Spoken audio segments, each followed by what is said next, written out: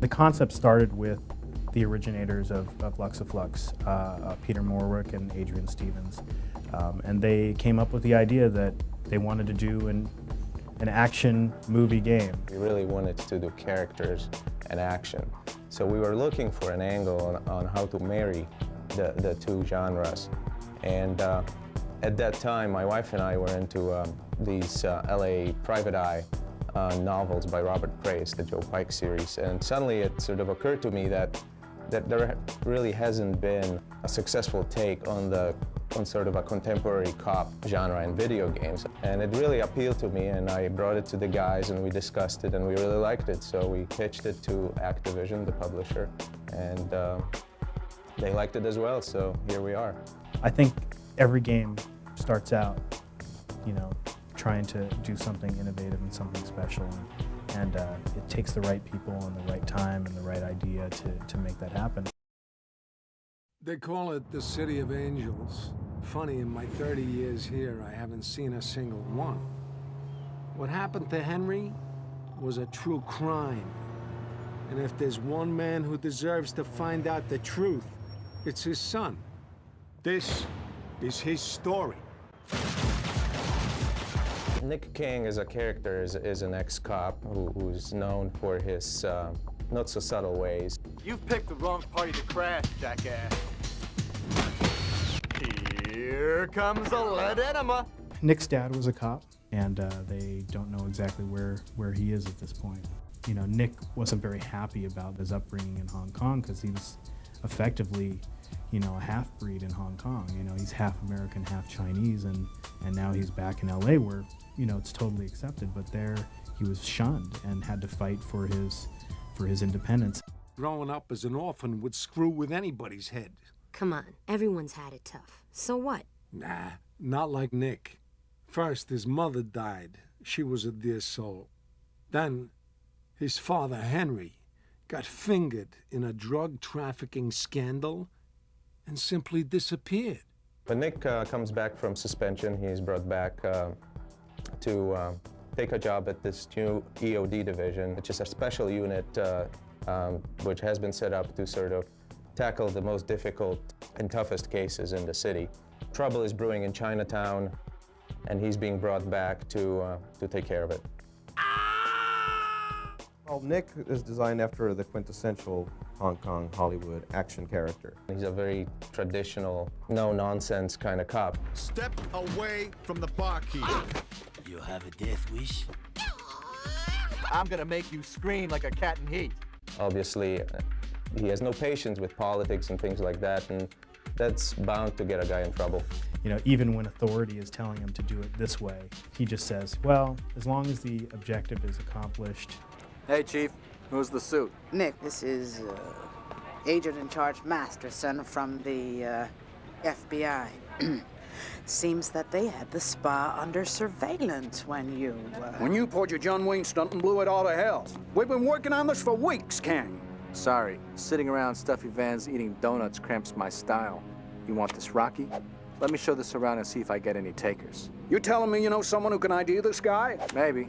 An arms dealer out in Venice Beach, real piece of work. Done business with Russians for years. If there's trouble, then he's in it. Whoa, whoa, pal. I'm running this up now, and you don't so much as take a leak unless I say so. Speaking of which, Masterson, your fly's open. Nick is not really a traditional video game hero. I think he's got a sense of seriousness, but at the same time, lightheartedness about him that I think people like. He has a love relationship with all women in the game. He wants to be a player, but he's not. And he comes in guns a-blazing and then says, hey, how you doing? And it just doesn't work. Hey, Rosie, say hello to the poster child against inbreeding, Jimmy Fu. And I suppose that would make you the poster child for anger management? He's not just a rogue, wild cop. He also has his family side. He has his brother in the game. Like into retirement. Leave my brother out of this. Nick has a wide assortment of cool toys. He has very fast cars. Players will want to be Nick because he's extremely athletic. He can drive fast. He can do things that people can only wish to do when they're in a bad situation.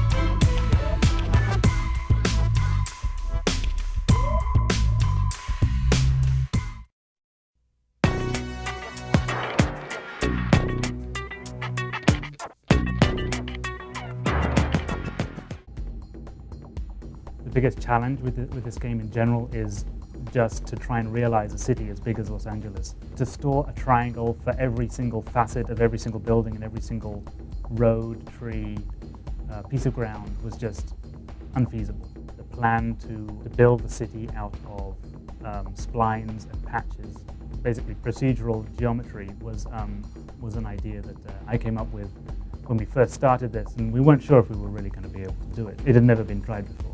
Once we realized that the GPS data was available publicly, we had to learn a lot about the format of that data and how we can crunch that data into something usable by the game.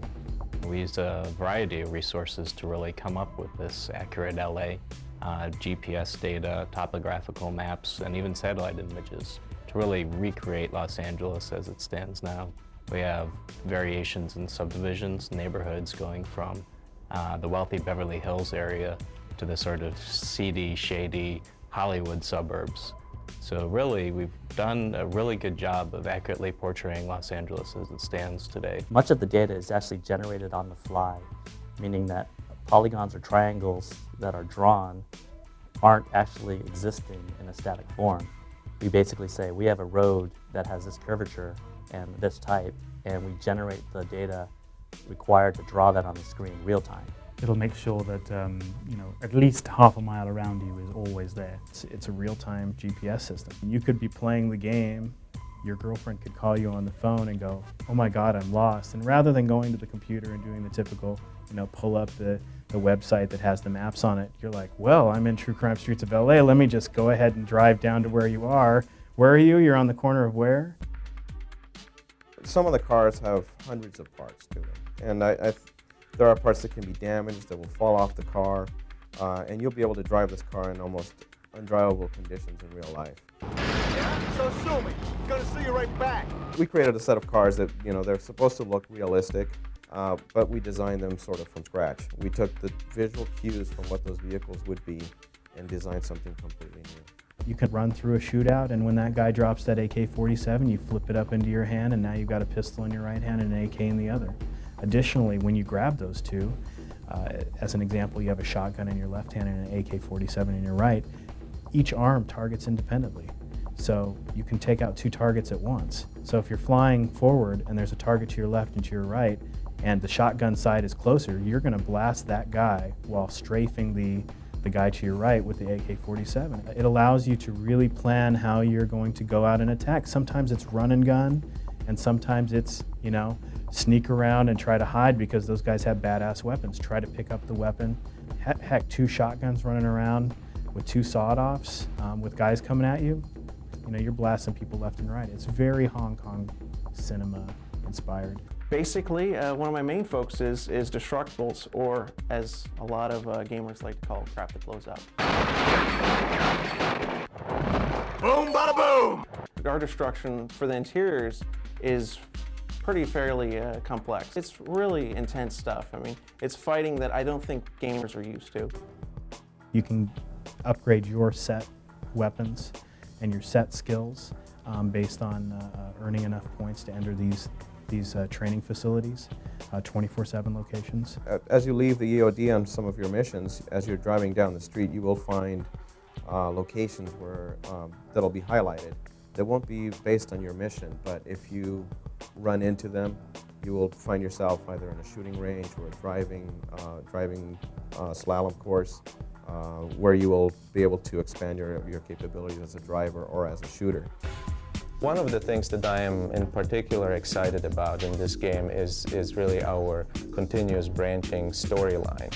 A few years back, the video game establishment sort of declared the death of the fusion of Hollywood and video games, and it was a bummer. So really what I try to do here with True Crime is to create a game that's very playable, that doesn't really lose much in terms of playability, yet still gives the player enough of narrative and story to keep it really interesting and to keep the player engrossed and give him the suspense of disbelief. And ultimately we have 3 very different paths in the story and 3 very different endings.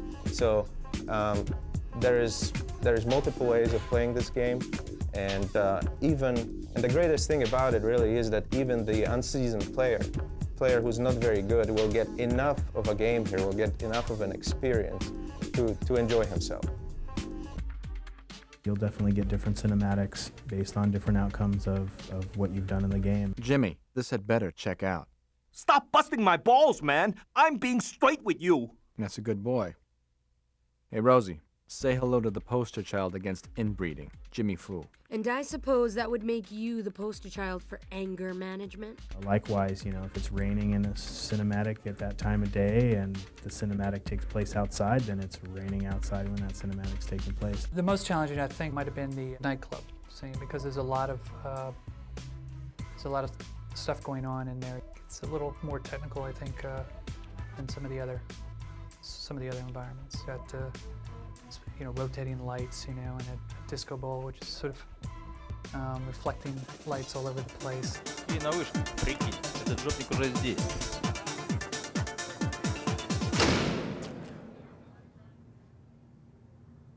Hey, Dick, I give the music a 3. No lyrics and you can't dance to it. Well, like all of the other things in the game, we really wanted to bring a really legitimate sort of voice or spoken word to the game, and we did this through hiring, you know, some amazing voiceover talent, including Christopher Walken. You got yourself a new partner? And Gary Oldman. You keep turning up like a bad $2 bill, Detective King. CCH Pounder, you might know her from The Shield. Nick, this is Agent in Charge Masterson from the FBI. We also have Michael Madsen, who plays an old cop buddy of your dad. Your father. When he got into trouble with internal affairs, I promised him I'd watch out for his boys. We have Michelle Rodriguez, who plays your partner, who gets, you know, injured early on in the story, and you know, ends up being your helper the whole way through. I don't mean any disrespect, but why Nick? The guy's nuts. Once we've got all the voiceover collected, I take that and I take our character models and our environments, which have been provided by the other people working on the game, and I coalesce all those into what's called a rough animatic. That's basically a very rough animation of each individual cutscene. And once we've got that set, we take those and bring them to the motion capture studio, where we rehearse with our actors and get them acquainted with each scene. And then we record all the animation data. We get it back, and then I take it and integrate it back into the animatic file.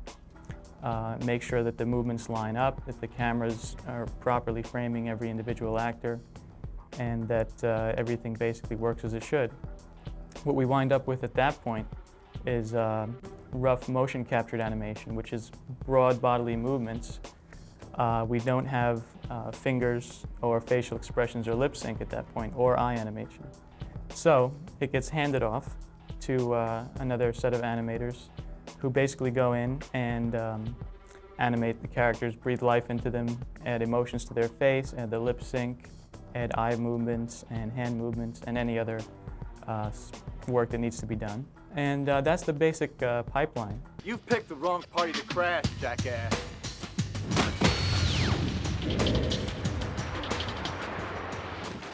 All of the products will be essentially the same on all of the platforms. We're paying very special attention to each platform to use the abilities of those platforms. So, for example, on the Xbox right now, we're actually already running 720p 16:9 progressive scan HD. So, to really taking special attention, you can rip your tracks for the Xbox. You have bump mapping on the Cube as well as the Xbox. We've effectively combined the feeling of a Hong Kong action movie with American sensibilities, including all of the things that gamers really want: driving, fighting, shooting, stealth, you name it. This game has got it.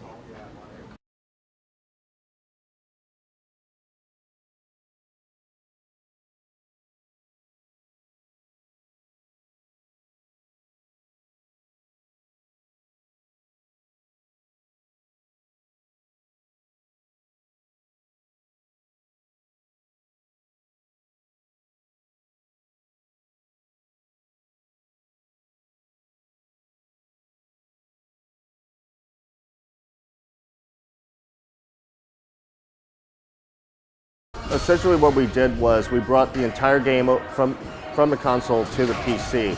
But what we wanted to do was not just make it a port of a console game. We wanted to make it a PC game that could stand on its own. So what we did was we added certain enhancements to the game. Higher resolutions, brand new songs, new skins, full-on multiplayer mode for up to 4 players, 5 different modes of gameplay, things that really would speak to the PC player. Multiplayer mode is going to have 5 different modes of gameplay. Each one sort of concentrates on an essence of true crime: driving, fighting, and shooting. We have street racing, which is essentially your Fast and the Furious, drive against your friends in the middle of the night, anywhere in the city that you want. We also have Dojo Master, which concentrates on the fighting martial arts aspects of the game, where you and again, 3 of your buddies can fight free-for-all. You can fight in teams, you can fight one against all, see who the last man standing is. Then there's also Battle Master, which is like Dojo Master, but with weapons. And for that, we have actually added new weapons to the game. We've added the rocket launcher, because a PC game isn't a PC game without a rocket launcher in it. The baseball bat for those up-close and personal moments, and the crossbow for all you Snake Plissken fans out there. In addition, we've added police chase, which is basically cops and robbers. One person is the suspect, everyone else are the cops, and they have to chase them down within X amount of time, or at least be within arrest range in order to win. Then there's the beat, and the beat emphasizes the random crime elements that you see in the true crime single-player game. It's you against competing cops, your buddies, and racking up shield points. Whoever bags the most colors ends up being top cop. One of the things that we did to differentiate it from just a port is completely remap the controls for a PC game. What we wanted to do was make a control configuration that PC gamers knew would instantly feel comfortable with. Right, we felt that the PC gamer was more of a rock-oriented crowd than the console gamer, so we added 32 new rock, heavy metal, punkish-based songs ranging from Alice in Chains to Queensryche to the Distillers to the Genitorturers. Well, one of the things that we wanted to do was bring some of that console flavor to the PC, so we added 8 brand new skins to True Crime based on what we're calling loosely the Activision All-Stars. You'll see characters like Ricky Maru and Ayame from Tenchu. You'll see the Airborne Soldier from Call of Duty. We also had brand new exclusive ones like our Gunslinger, and what's turning out to be everyone's favorite, which is the Sandwich Guy, which is basically a man in a large sandwich costume running around the city with a pair of guns dispensing justice.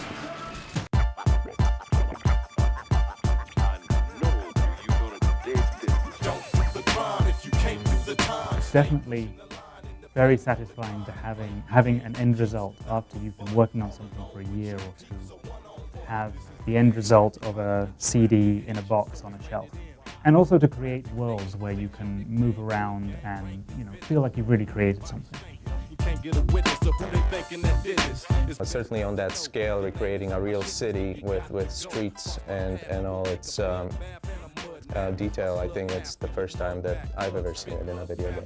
White shots and beach heat, hot rocks on every block, cold killers on each street, danger on every corner, scum at every turn. This is something that's very cool to us. It's always been very dear to us, and you tend to really pay a lot of attention and take a lot of care of, you know, your baby effectively, and all of these people care for this product like it's their child. The crime, if you can't do the time, stay pushing the line in the paint on the grind, play the game for keeps, not for fun, all alone with your peeps, so one-on-one, cause I don't do the crime, if I can't do the time, I stay pushing the line in the paint on the grind, I play the game for keeps, not for fun, all alone with my peeps, so one-on-one, it's true crime. True crime.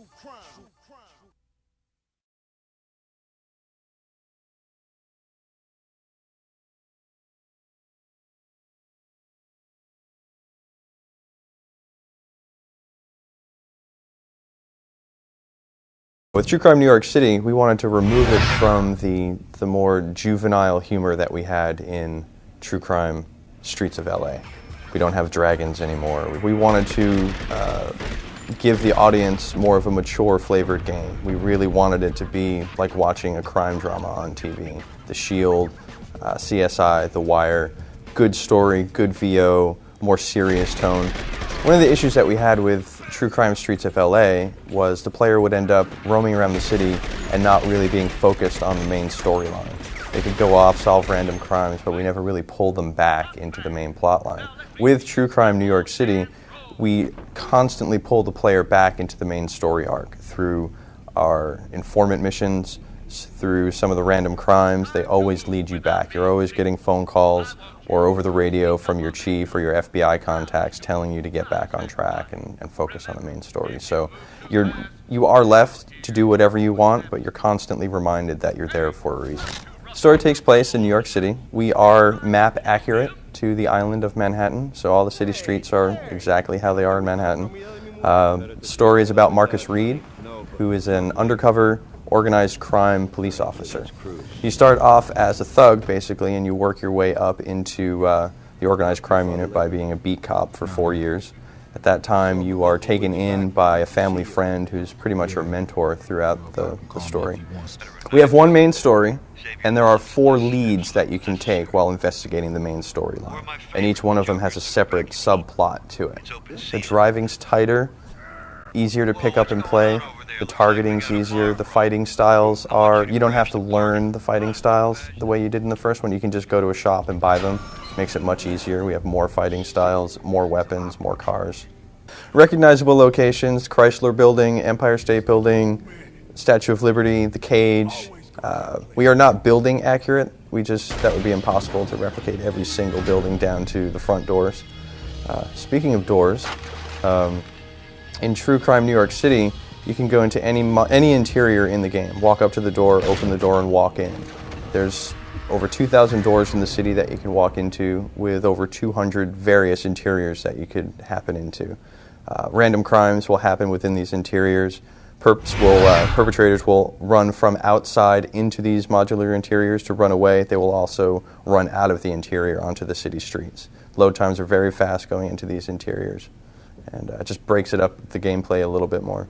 We have a grit system in place. When you start the game, all of Manhattan, it's color-coded. It starts off red and it makes its way to green as you clean up the city.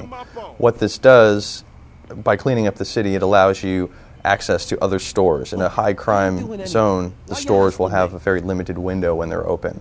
They open late and they close early. You'll be able to buy new outfits, new hairstyles. Music stores will have tracks that aren't available at the opening of the game. New cars, new paint jobs for your cars, and all this is done by cleaning up the city. It also, the cars will become nicer. The people won't be as seedy. It rains more when it's a heavy crime. You know, we just paint the picture of it's a heavy crime-ridden area. You don't want to be here. It's rainy. There's dirt everywhere. People are mean. The cars are rusty. And as you clean up the city, all that changes. The sun comes out, nicer cars. The stores are open longer.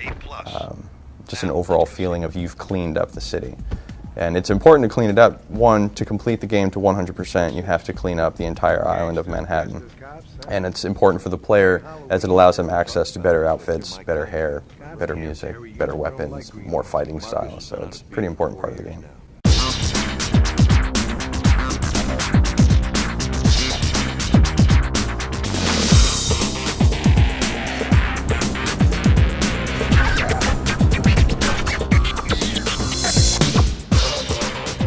We chose New York City because it's a place that's known for having a really broad range, from the sewers to the tallest skyscrapers in the world. Manhattan is really broken up into a lot of very distinctive subsections, like Chinatown, Harlem, East Harlem, which is in many ways very different than itself. Of course, some of the ritzier neighborhoods, parts of Midtown, Wall Street, so you'll see a lot of people in their business suits, and Washington Heights, Inwood. So some of these coastal cities, they also have their own particular, not only geometry and types of building, but the characters that populate those places as well.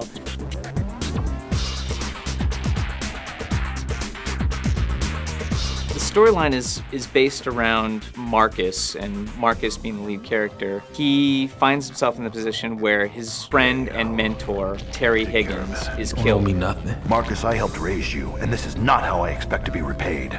And then the character played by Christopher Walken, who's called Gabriel Whiting, comes by and says, look, I've got some evidence. We figured there's got to be a mole in the department. Detective Higgins was onto something.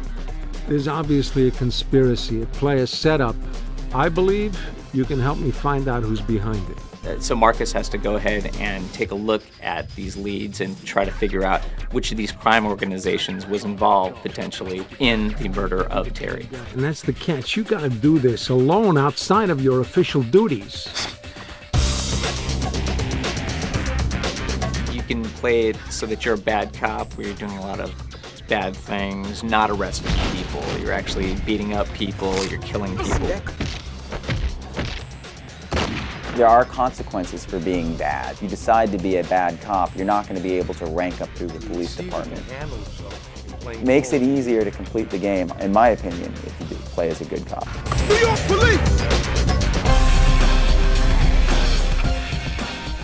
We're allowing you to have a basic set of moves, but we're also allowing you to learn different styles as you progress through the game. Each fighting technique has its disadvantages and its advantages. For example, brawling are quick hits in succession, but the disadvantage is the damage points inflicted on your enemy are not that heavy.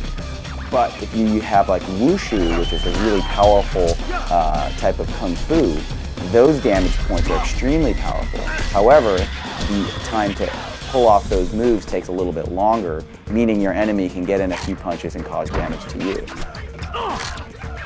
You could have karate, which is kind of like the happy medium, where you can pull off the moves pretty quickly and you score some pretty, good damage points. Thai boxing is a really cool one as well. The damage points are slightly higher than, let's say, karate. Taekwondo is another one that I prefer to use. You're pulling off the moves pretty quickly. The damage points are slightly higher than karate, but a little bit lower than, let's say, Thai boxing.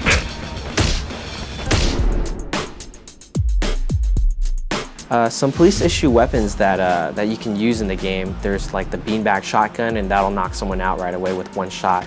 There's also the taser, which is kind of cool because you see this like electrical effect on someone.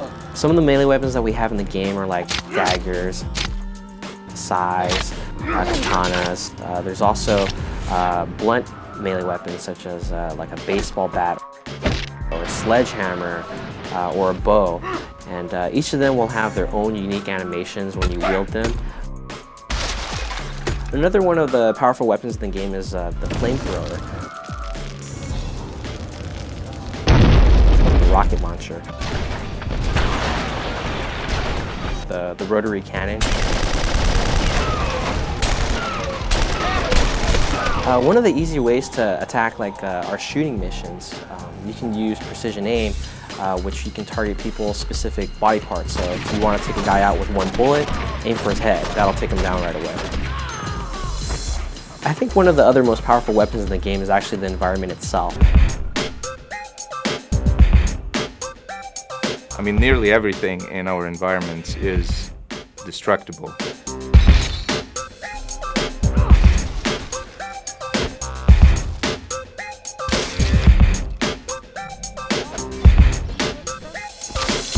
also introduced the concept of environmental hazard.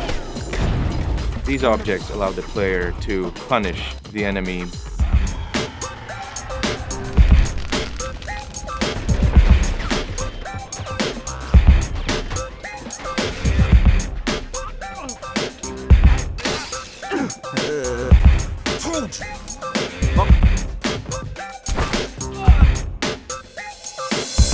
If you destroy a chair, you can actually pick up the chair leg and hit people with it. In True Crime New York, everything goes with a big bang.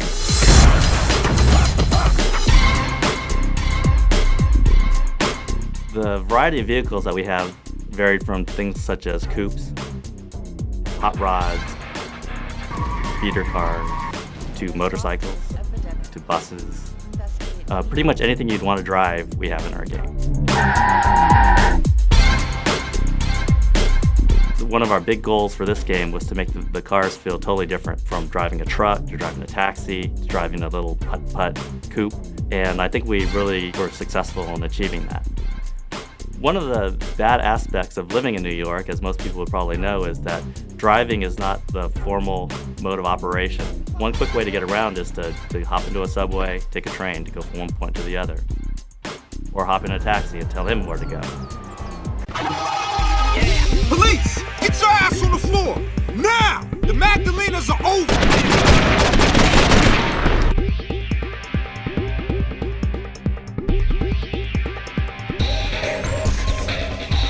I could arrest you right now. Marcus is a tough guy. I'm a gaming fanatic, and I really enjoyed playing the first one. And the opportunity to be a part of this one, which is bigger and better than the first one by leaps and bounds, it was a no-brainer for me.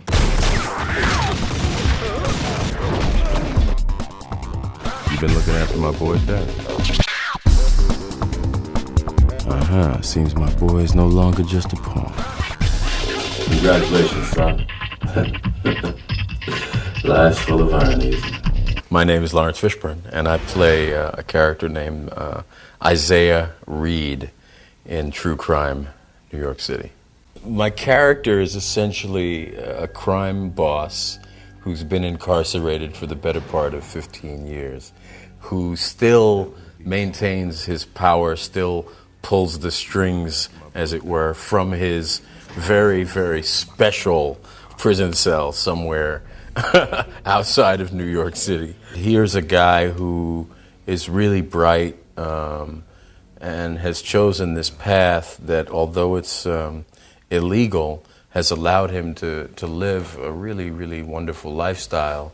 But it also comes at a price, which is he's been incarcerated for over 15 years, and he has to basically, exist in a very little space. But he's a powerful guy. And I think there's a part of me that may be attracted to playing powerful men. I said yes to this game because Christopher Walken's involved. I was very pleased to find out that my other friend, Esai Morales, is playing one of the parts. And also, Dennis Franz, who's, another actor who I love and a friend. This sort of convergence of games and films, sort of games and films coming together, is kind of a organic thing in a way, because of the technology. It just seems like it's like the next step logically, depending upon what the story is and the way that you want to tell the story and the way that a story can evolve, that it can be quite exciting if a game and a film sort of overlap. Sometimes. I don't think that's always going to be the case. I have to say that part of what has attracted me to this particular game is definitely its popularity, but it's also because the game itself takes place in the New York City that I kind of grew up in. And it's also an opportunity to kind of explore what this medium is going to be like for actors, because, this is a medium that really only athletes have really sort of explored in a really kind of in-depth way. And now it seems like actors are getting the opportunity to kind of dabble in it, and I just want to, you know, see what I can bring to it, and kind of see where it takes me. I'll be seeing you.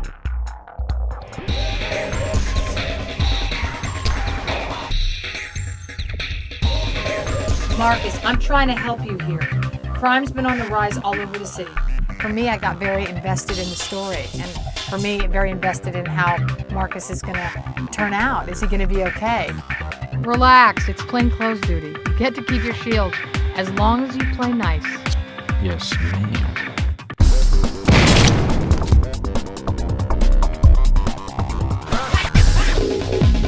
It's the last time I'm saving your ass, so you'd better do exactly as they say, or you're on your own forever. All right, man. Remember, it's your responsibility. Comprende? You got it, Vic. The thing about gaming that I really like is that it keeps you wanting to do better. Oh, for Christ's sakes, Terry, how hard is it to shoot a target? I have a very common problem, it seems. Perhaps if you take care of my needs, I'll make it worth your while. What I really like about this character is that the dialogue is very punchy, it's very witty. Aren't you an eager beaver? I like that. Hey, friends, over here. Be quick. These dogs don't talk to me no more. Oh, True Crime is a good game. Go on your own. Zeke will help. Zeke knows this place. Perhaps I should just go home, kick off my shoes, have a nice cup of cocoa. For the past 2 years, I've been working with the OCU trying to take down New York's top crime syndicates. But things always go wrong. What kind of place is this, man? Look like something out of a movie or some shit. Yo, this shit is crazy. That's how I mean by it's no limitations, man. Anything that you walk in, you can take a character and he could touch it or you can fuck him up with it.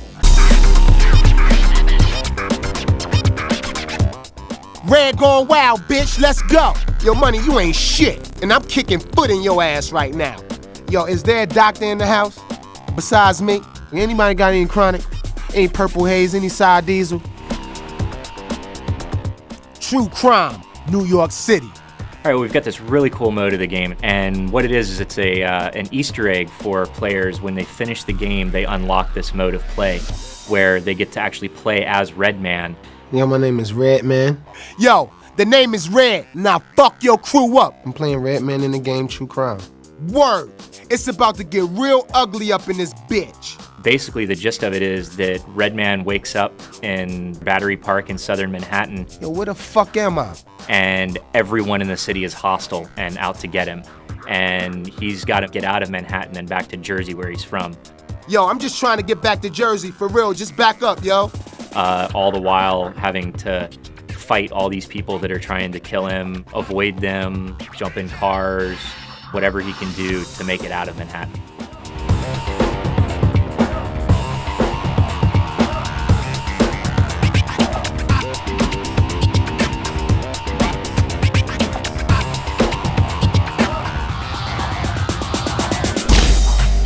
When you're playing as Redman, he's a really humorous guy, so a lot of his VO has a humorous bent to it. You know what? Gingivitis is the #1 cause of tooth decay with your smelly ass. But he is also, in a lot of ways, like, you know, fuck Manhattan, I gotta get out of here, this is bullshit. Yo, why all the fucked up shit gotta happen in the NY? It's a cool prize for the player, I think, in that it's just total, complete mayhem. When you're playing in the Redman Gone Wild mode, one of the main things that you want to try and do is try and find weapons and health packs that are spread throughout the city so that you can defend yourself, basically. Anybody got some meds for a brother? What the fuck is a meds? Your whole goal is to survive, and when you start off, you don't have very much in the way of weapons or anything. This is all I got is a cap gun? Fuck that. I might as well pee on these motherfuckers. So just exploring while also trying to fend off these attackers and finding weapons. Ha! This is what the fuck I needed right here. Some big shit! And Most of the cars, they'll already be damaged. Hey, what the fuck is this? A 1.0? I might as well walk to the bridge. But there are a couple of Redman special cars that will be spread throughout the city. Yeah, that's what I'm talking about right there. Fat Cat win. Big dog style. One of the big payoffs for Redman, for finishing this Redman Gone Wild mode, is unlocking the outfit that Redman is wearing that you can use in the main game. When you're playing as Marcus Reed, you'll be able to wear the Redman outfit. Fuck that, the bridge is over, bitches.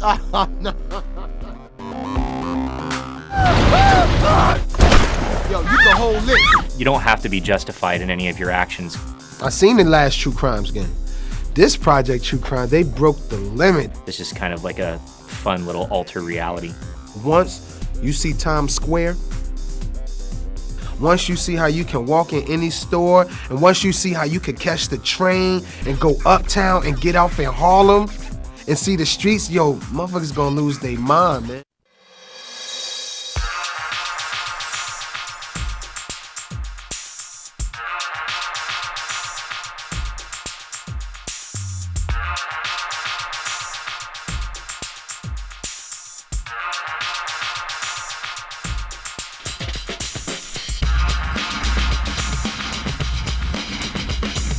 New York's a melting pot of people. There's a lot of diverse people. You've got different ethnicities, creeds, colors, etc. We wanted to make sure that we kind of captured that in the storyline. It really felt like a natural place to really build a story. In True Crime New York City, we've got 4 major cases that Marcus has to solve in order to figure out who Terry, his mentor's killer, is. The Magdalena Cartel, which is the first major case that you take on. The Magdalena Cartel is the city's prime coke syndicate. Even conservative estimates have these guys running 75% of the 5 boroughs' flow. And basically in that one, you're trying to work your way up through the cartel to find the head of the organization in order to get this information out of them. It takes you through a lot of twists and turns, and there's some really cool gameplay in there. Police, get your ass on the floor, now! The Magdalenas are over! Magdalena! Oh, the Mafia, La Cosa Nostra, organized crime, the mob. Whatever you call them, these guys owned New York City for years. The Palermo mob is run by a new Don, this guy Vincent Tuzzi, who he's an educated guy, so he runs his operation much more business-like than other mob organizations might be run. Who's your contact over at OCU? The same people who were supposed to take care of you, asshole. Didn't I pay enough cash to make sure fucks like you stayed out of my business? Who did you pay? Yo, freeze! Another one of the major cases is the President's Club. The President's Club. I always thought it sounded like a supermarket promotion, but Central Intelligence calls them the fastest rising outfit in town. They're actually led by a guy who uses the alias Benjamin Franklin, who enjoys the irony of the fact that he runs the organization and Ben Franklin was never actually a president.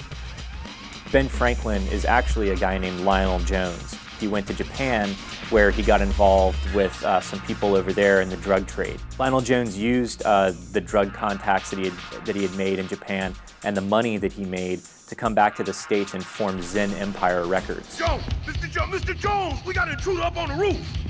In my garden, no one fucks with my Zen. I'll be back to handle you personally. Ready to take on New York's most powerful Chinese gang? Oh, China, you really should go one day. You haven't lived until you've eaten out in China. Just watch out for the crabs. Little joke, son. The Tong has a new leader, Leland Shen. What makes you think I'm in the souvenir trade, homie? Yo, let's not fuck around, Leland, alright? Word on the street is you trying to get in the door up in Harlem. Well, maybe so, but selling my merchandise takes a special kind of skill set.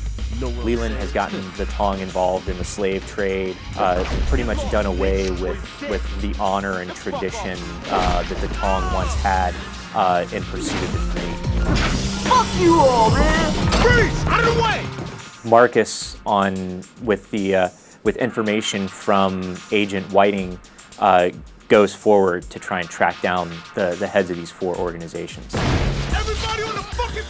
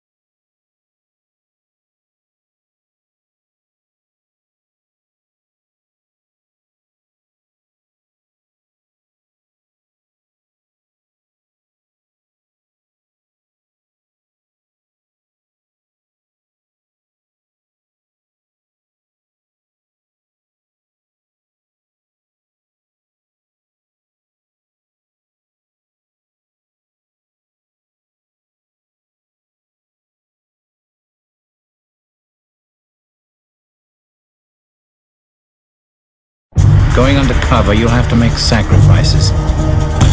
You have to understand that your life as a regular cop, a regular person, is over.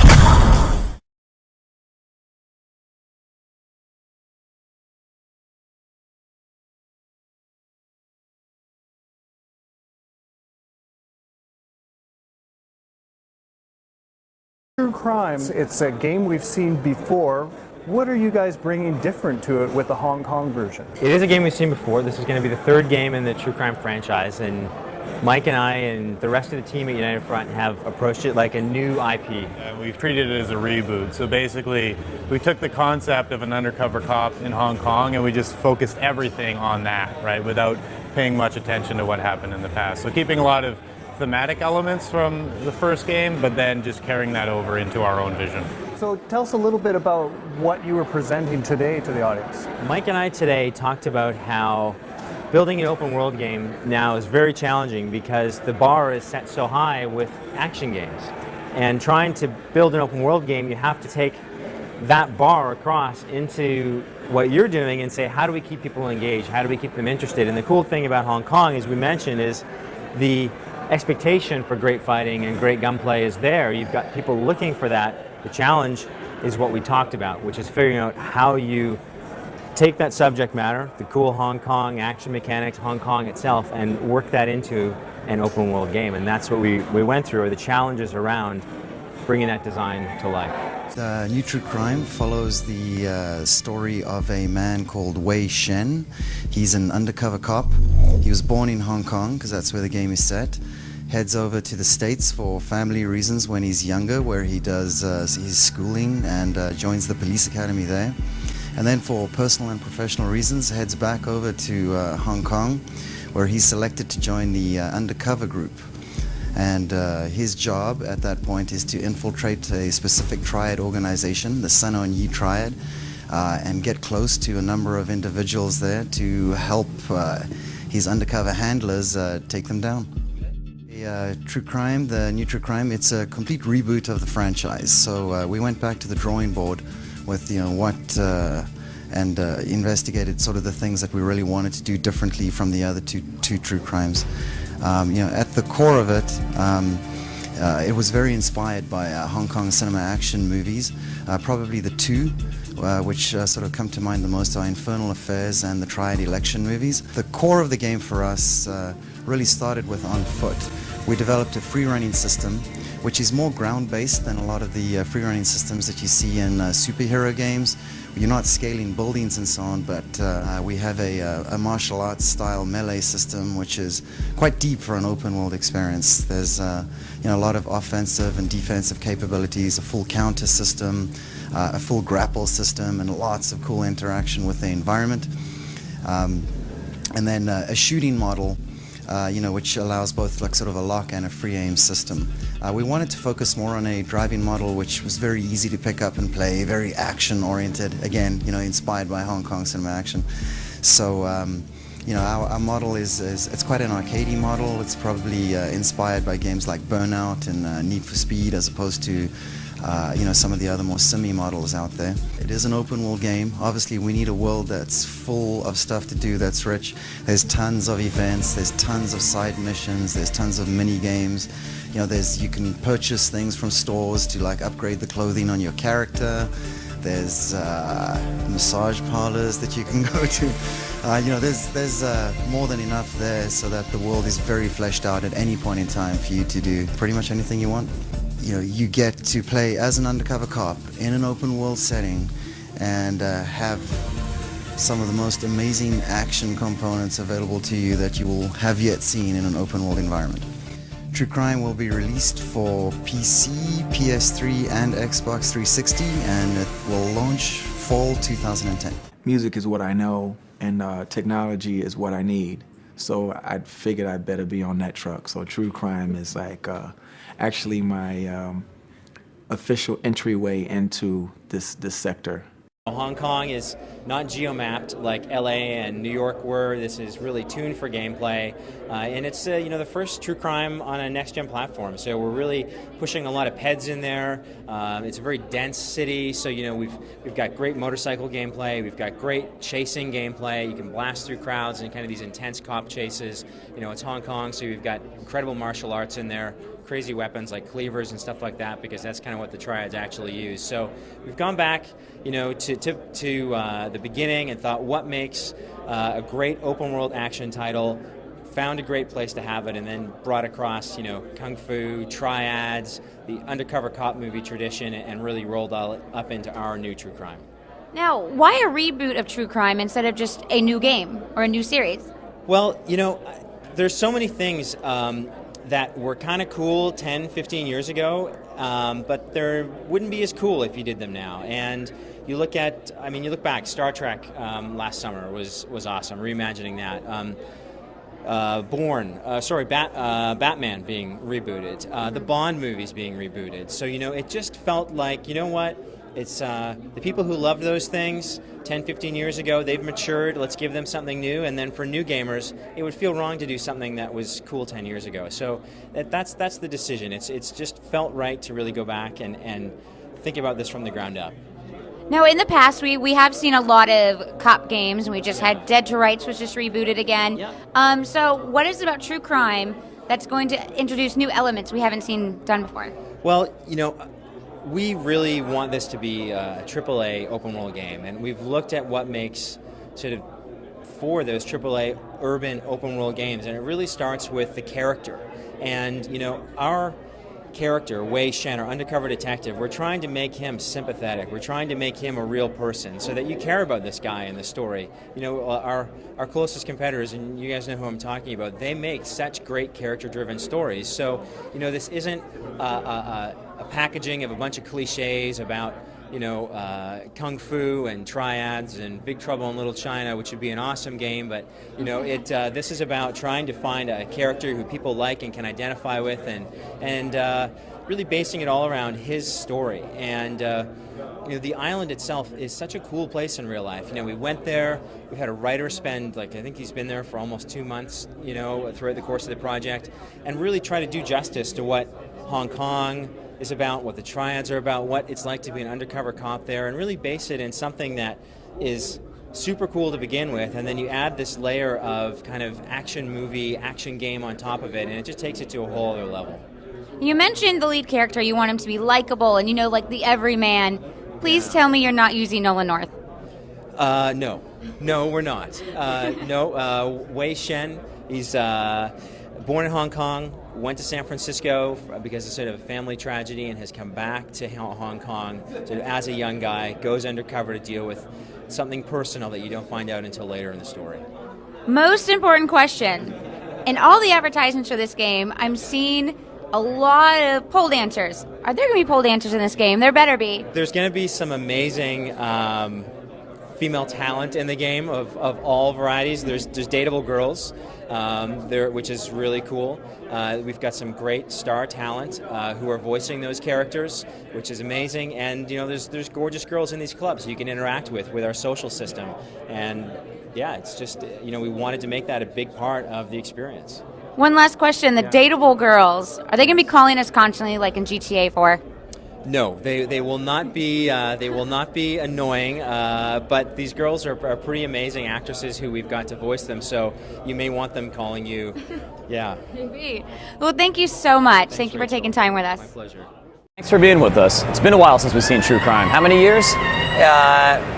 It's supposed to be about 5 years, actually. That's quite a long 5 years time. since True Crime New York City, and a lot more since True Crime LA. So how did you guys come to work on the series, and what's your background, and really how did you get to this project? Well, United Front Games started in 2007, and at that point in time, Activision wanted to reboot True Crime. You know, it was a time for a new game, with new gen of consoles, and they met with us, and you know, a bunch of us had come from EA, working on Need for Speed and Godfather and Skate, a bunch of guys from Rockstar, guys from Radical who work on Hulk and Prototype and Scarface. We had this amazing team of guys ready to build an open world game, and we really started from there. And the thing that they told us was, you have carte blanche, you can create something entirely new, you can reboot it, just make sure the main guy is a cop. And that's where we've gone. We put him in Hong Kong, because we learned that The Departed, a movie about an undercover cop, was inspired by Infernal Affairs. It was a Hong Kong cinema movie. We thought, take a great story, you know, like that, and you add the Hong Kong kung fu, the action, and you kind of mix Hong Kong action cinema and Hong Kong drama, and that's what we're trying to do here. Well, the setup certainly sounds impressive. I mean, let's go ahead and take a look at some of the footage that you brought along and just hit A and kick it off there. You got it. So tell me what we're going to see right now. Well, so far, both at GDC and here at E3, we were showing people a lot of one particular neighborhood, which is really more based off Kowloon. So it's a little grungier. What you're seeing here is these are the other neighborhoods in our world. It's Hong Kong is an island, it's a big place. Here's a view into downtown during the day. There's a lot of different areas you're going to see during the game. Things people haven't seen yet in an open world game. First open world game in Hong Kong, one of the first in Asia, of course, besides a few others, but first one in Hong Kong. So we want to show people how unique that place is. You know, it's under British rule for a long time, so there's enough similarity. You know, the street signs are in English, the road signs are in Cantonese and English, that people will be able to not feel too unfamiliar with it. It's really refreshing to see this footage, because I think a lot of what people have seen so far is at night with the neon, sort of the same thing over and over again. That's right. Exactly, and this is really cool. We see that the game is a lot more expansive than just those nighttime city scenes. Yeah, we've got, you know, a full day-night cycle. We've got weather. We've got lots of different neighborhoods. You're looking here at sort of a Aberdeen Harbor area. This is Soho, an expat bar district. There's karaoke mini games. We're really trying to create an incredible sandbox, and what you've seen so far with the Kowloon flavored area is just one district, but there is a lot more. Cool. So another thing I wanted to talk about a little bit is the combat. Yeah. Maybe you can give us an overview of what the combat's going to be like. Now, we know True Crime is about shooting. Yeah. But what else is it about? Well, it's about a lot more than shooting this time around. You know, I talked about the Hong Kong action cinema. What we wanted you to feel like with this was a Hong Kong action film star. And so often in open world game, you get out of the car and you feel like you're kind of stuck in the mud. You know, the punching feels very like Rock'em Sock'em Robots. What we wanted to do here was make it feel like a Jet Li film or a Tony Jaa film, where you're an incredibly dynamic character. You can move around the environment, and besides, you know, strikes and counters and directional attacks, you can use the environment against your enemies too. You can put a guy into a fan, or you can, you know, put a guy into a fish tank and drown him. You can throw a guy off a roof. You know, there's just a ton of stuff in the sandbox that we want to let you use in combat. So it's not just an open world sandbox, we want it to be kind of a combat sandbox too. How has it been balancing this really like strong combat aspect with the open world game? Because I know that those are two things that don't always play nice together. Yeah, it's tough, but we want to really be the game that people say they delivered an awesome story. They had a great looking world. It felt like Hong Kong, and man, the character mechanics were something I haven't played before in an urban open world game. And it's tough, and especially trying to create those action movie moments. What we've had to do is certain times when you're on a more linear mission, we want it to feel like those action movies. We've decreased things in the sandbox. We've turned the ambient head population down, or we've turned the police off, or something like that, so that you can get kind of a more linear experience. And you mentioned a little bit, you said there's going to be some karaoke mini games. Yeah, there's, you know, we've got a great lineup of musical talent. You know, Pharrell was announced this week. He's helping us out with the soundtrack. He'll also play a character in the game. And you kind of put that together with karaoke. You can kind of guess there's some cool stuff that we're doing. There's karaoke, there's gambling mini games, and there's a ton of cop mini games too that are, there's surveillance, safe cracking. There's just a ton of stuff in there. We're really trying to make a lot of stuff in the sandbox, as well as the more linear story stuff I talked about. Well, it sounds like you've got a great setting going for you, and it just wouldn't be an open world game without all of those little things spread around it. That's right. So good luck to you. I can't wait to see the game in more Thanks, complete Dave. form. Thanks for being with us.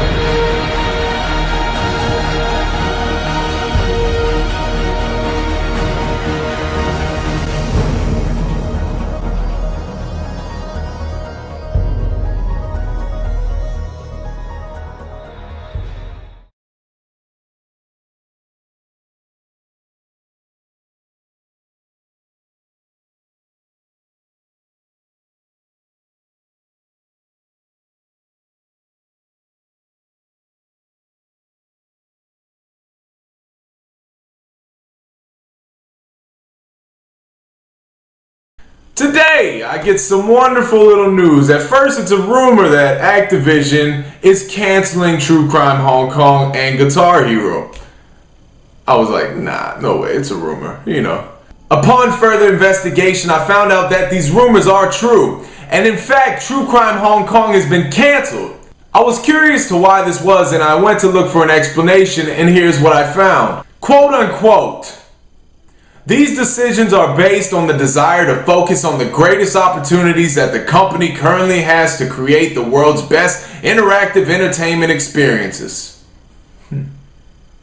That's very interesting. So playing as a dirty cop isn't an interactive, entertaining experience, Activision? True Crime was a horrible series that obviously doesn't deserve a reboot because True Crime New York had poor sales? So what interactive experience are you focusing on? Oh, Call of Duty. Right.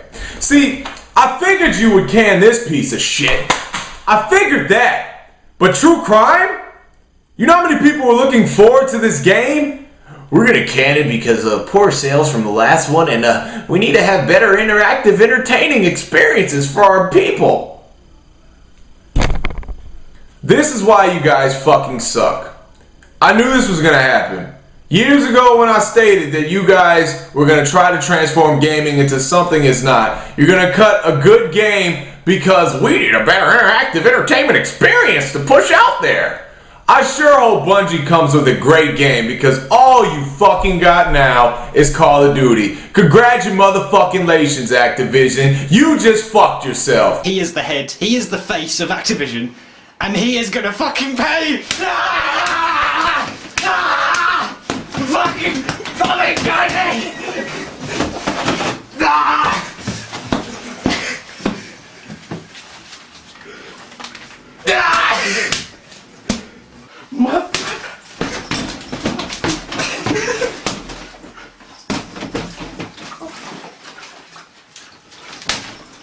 Activision has canceled True Crime. They stopped production on it. I read about this just about 5 minutes ago on IGN.com. They stopped production for this and Guitar Hero also.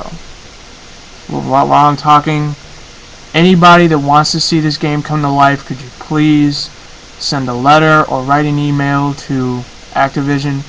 I don't know exactly what their mailing address or email address is. You can probably go online and find out. But if you want to see this game made, could you please send them letters?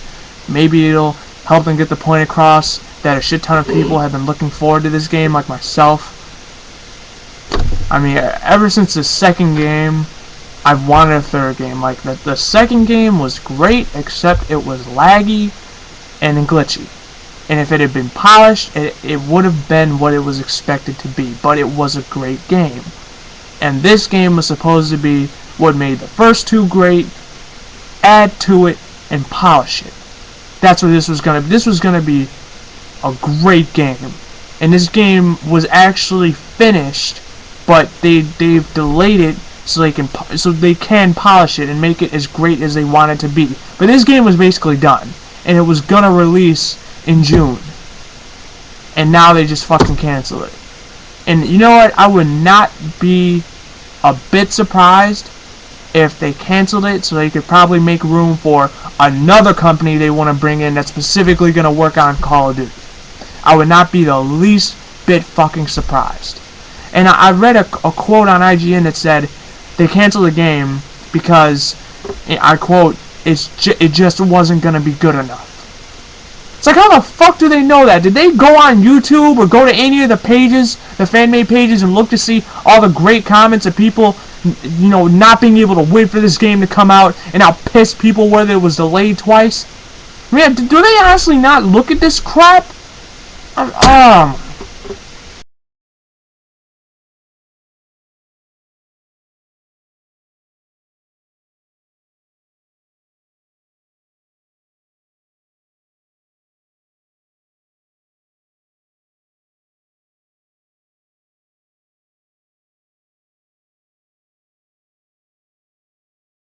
A while back, a lot of you may know about my rant towards Activision when they decided to cancel True Crime Hong Kong when it was almost near completion.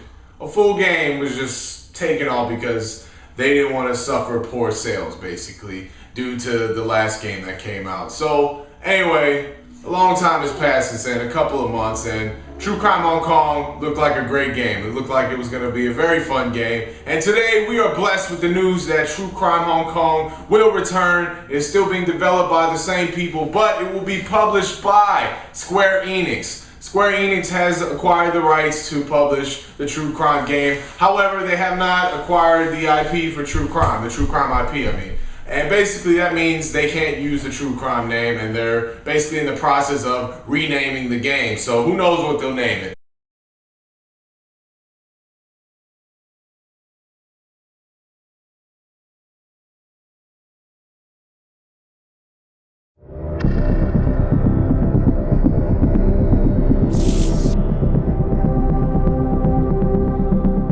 I had hoped that you might have escaped Hong Kong. Escaped its influences, its problems. It seems that the evidence against you has failed to appear. You must be a very dangerous man, Wei Shen. That is exactly what we want people to think.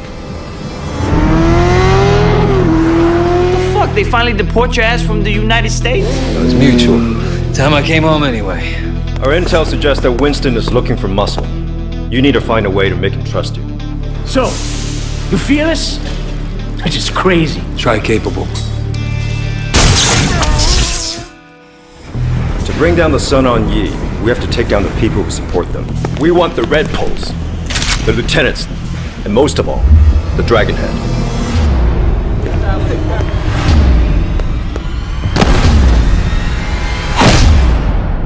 Feels like the game has changed. Yeah, well, this is the life we chose. There's a civil war brewing in Sun On Yi. Used to be a brotherhood. It was a code. You know what happens to rats, Wei? You come in out of nowhere and suddenly our guys start to get arrested? That's the attitude that makes us strong. Loyalty, discretion. Used to be more common.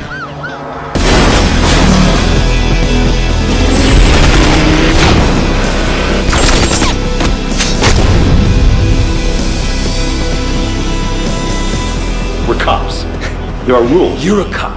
I am an undercover cop. The rules are different.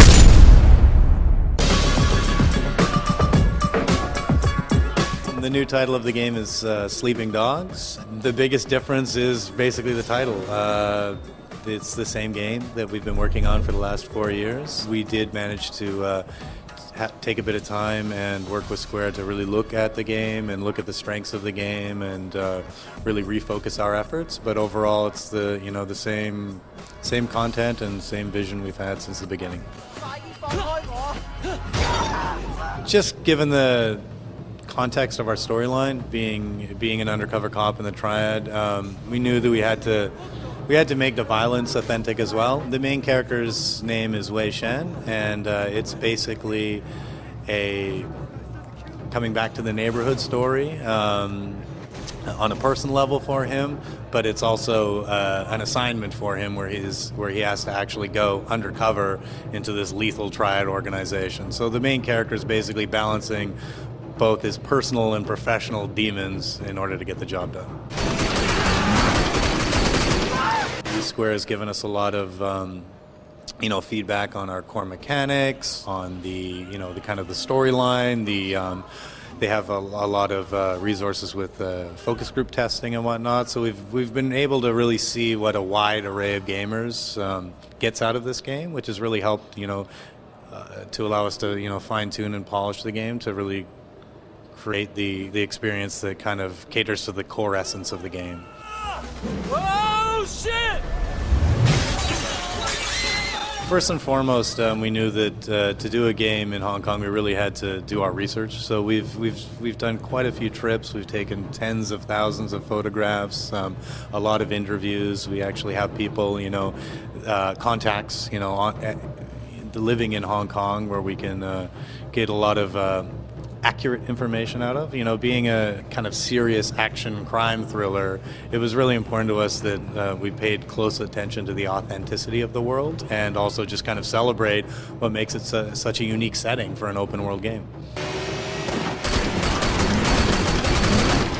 I think the fact that it's set in Hong Kong, which gave birth to a lot of, amazing action films out there, we knew that we just kind of had to go all in and really embrace the wide array of mechanics that we would need to do this story and theme justice. So we put a lot of effort and resources into all the core mechanics, and also from the beginning really wanted to make sure that they all fit well together, so that it was kind of this seamless sandbox. We like to kind of call it a violent sandbox, where we actually take a lot of those core mechanics that you typically would only see in linear action games and really bring that into the open world experience and really kind of craft our entire mission structure and all of our secondary activities kind of around this very Twitch-based sandbox structure. Call the rest of the boys. I need them here. We have influences from all over. Being an open world game, we knew that this game would cater to a lot of people that wouldn't necessarily play combat-oriented games. So we really needed to make it as accessible as possible and really make the player feel, like a kind of over-the-top martial arts action hero. So we didn't really want the player to be fumbling about with complex control schemes and stuff like that. We just really wanted to make it all very intent-based, really have that kind of kind of improvisational feel that you would get in, say, like a Jackie Chan or a Jet Li movie, where if you see something or you see an opportunity, just it's kind of up to your own creativity as to how you will dispatch enemies. One of the things which fascinated us about the Triads was just how ingrained they were, in society. They're not just the thugs that you see at street level. These are, they're policemen, they're bankers, they're lawyers. It's a way of life in Hong Kong. So, you can start out, you always have the idealistic, kind of hero. I'm going to go out there, I'm going to make a difference, I'm going to change the world. But I think part and parcel of going undercover and experiencing that moral grayness, there isn't a right, there isn't a wrong. And, that's part of the hero's journey. That's part of him discovering more about himself and, where he comes out the other end. So. Obviously, the cancellation of True Crime at the time was devastating to the studio. You pour so many years of your life into working on something, and then you just see it go. But I think we all believed in what we were making. We kept the core team together. We we managed to keep everyone that we wanted to, like, on the project. And, when Square Enix London Studios came around and, with their past experience, and they picked up the game and they loved it. And, we knew that we had a partner in them that, we could put the game out together. Making open world games is incredibly hard, and you have to be surrounded by the right people, and that's people that share a common vision, that share a common strategy. And I think while that might not have been the case with Activision, it's definitely the case with Square, and I think everyone's going to benefit from that relationship. I personally love the name. It comes from the proverb, "Let sleeping dogs lie." And it goes to the heart of that undercover story. That guy caught in a very stressful, tense situation that, the wrong thing could set him off, and you might want to avoid that. So I think it works with the game. It brings something fresh and something new to the game, and the game was never made as a true crime game. That was a name that was just applied to it. So this actually probably puts it, more squarely into the territory that was intended. Face is one of the central components of the game. It's in effect one of the things which you collect, like as you go through the game. And it's you do this, you get face, you gain face. It might be linked to combat in some ways by the moves that you pull off. If they are spectacular in nature, you get like a boost on your face combat meter. This unlocks like a whole bunch of new moves, which were previously hidden to you, and give you different upgrades. But it's also pervasive throughout the open world. So your face, there are different levels of face throughout the game, and depending on what level you're at, you may or may not be able to talk to people, and these people may have information for you, they may have quests, side quests for you to do, all kinds of things of that nature. So it's ingrained throughout the experience, and as a player, you're going to have to build up that face, to see everything. What's built into the game is a scoring system where you get cop points or triad points at the end of each mission, and that very much is based on how you act in there. So the less brutal things you do, the more humane you are, you'll get more cop points, and the more brutal you are, you get more triad points. At the end of the day, you can spend those points against upgrades, so it does impact your gameplay experience. It's a linear story. There is no, there is no opportunity or option to break combat, and really that came down to us, wanting to deliver a fantastic cinematic experience where, it's an open world game, but on the other side, there's a story that if you just played through the story from beginning to end, you're going to get that same feel, that same thrill, that same experience from any great undercover cop movie. Fans of Hong Kong cinema action, whether you're a fan or not, as a kid, you know who Bruce Lee is, you know who Jackie Chan is, you know most likely who Jet Li is, who Chow Yun-fat is, like these guys are amazing, in terms of what their capabilities are. And, as far as it being relatable, you just look at, MMA, for example, right? Like one of the fastest growing sports in the world, and, how many people love that. So there's a strong crossover appeal in terms of people wanting to feel like, a martial arts star. You place that in Hong Kong, which, it has that East-West fusion, so it's not completely alien to a Western audience, but it's new, it's exciting, it's fresh. There's a lot of interesting things to explore. I think it's a great recipe, for people to experience something new and something different.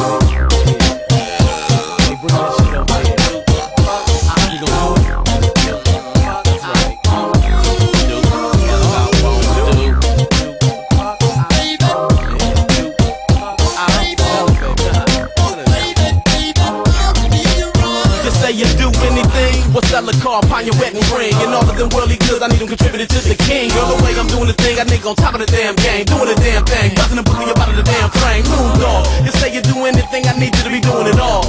Doing the yard while I'm doing the brawls. Keep doing the most from coast to coast, you know me. Not to be loving hoes and bitches ain't good for me. The only nigga that done fuck this whole block, and bitches keep coming back because they love it a lot. No need to ask questions or words for where I stand. I do what the fuck I want. I'm a grown ass man, bitches.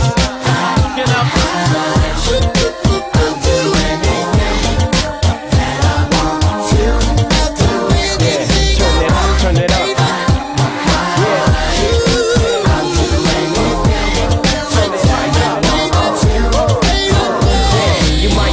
good game, but not quite like Dame. I fucked y'all up with the simple name change. Shit, I hit it quick like weed in the brick. Stick to these chicks, beats flow through the click. Flows for dumb shit, tracks for assholes who see my hassle. It's a sick life. No, I ain't